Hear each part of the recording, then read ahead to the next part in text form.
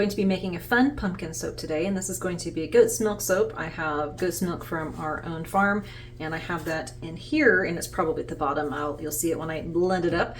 But this is going to be a basic orange soap. I shouldn't say basic, it's not basic. It's gonna be a fun, bright orange soap.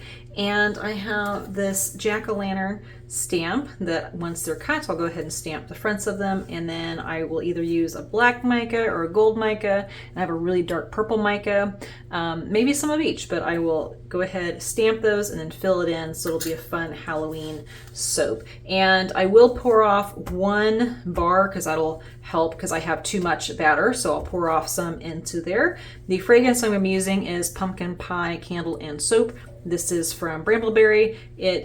I don't remember it having acceleration. It says mild acceleration, and it discolors to a light brown, which will be fine with this orange. I don't want something with a dark brown because that's not going to work. And then colors, I'm going to be using Pumpkinhead from Mad Mica, and then also from Mad Mica's flotation device, which is a neon orange. I'm only using about 1/4 of the total micas with this color because that brightness I find really helps kind of counteract the discoloration from the vanilla content in the fragrances. So yeah, so it'll be a fairly quick pour. Typically, okay, let me go back. I really like this fragrance because I've done other ones that are kind of a pumpkin pie and they accelerate like crazy, like pumpkin spice.